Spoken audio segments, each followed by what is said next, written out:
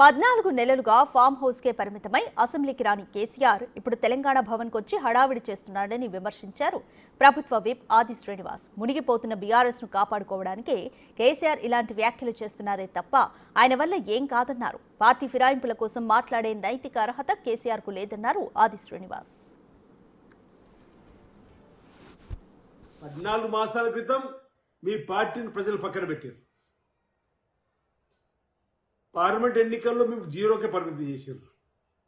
మళ్ళీ ఇప్పుడు పంచాయతీ ఎన్నికలు వస్తుందని చెప్పని ఏదో మా ప్రజలు మభ్యపెట్టే విధంగా మాటలు మాట్లాడితే ప్రజలు వింటరా కేసీఆర్ గారని అడుగుతా ఉన్నా.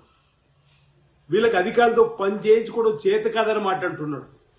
అవును, మీలాగా కాళ్ళు మొక్కించుకోవడాలు, టెలిఫోన్ ట్యాపింగ్ చేయడాలు మా ప్రభుత్వానికి రావు.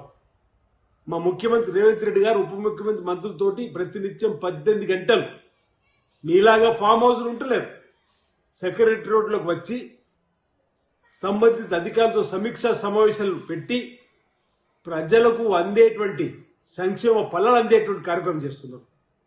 మీరు రాష్ట్రాన్ని విధ్వంసం చేసి ధ్వంసం చేసి 7 లక్షల కోట్ల అప్పు తీసుకుపోయినా మీరా ఈరోజు మాట్లాడేదన్నమాట. సందర్భంగా ఉప ఎన్నికలు వస్తున్నాయని చెప్పేది గొప్పలు చెప్తున్నాడు.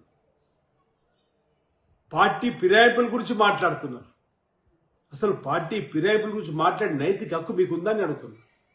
సుమారు 60 మంది ఎమ్మెల్యేలను, ఎమ్మెల్సీలను, ఎంపీలని మీ పార్టీలో చేర్చుకొని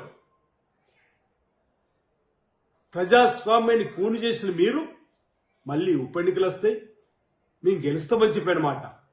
మీ 60 మంది ఎమ్మెల్యేలు చేర్చుకున్నప్పుడు రాని ఉప ఎన్నికలు ఇప్పుడు ఎలా వస్తాయి ఉప ఎన్నికలు చెప్పిన కనీసం ఆలోచన కూడా మీకు లేకపోవడం.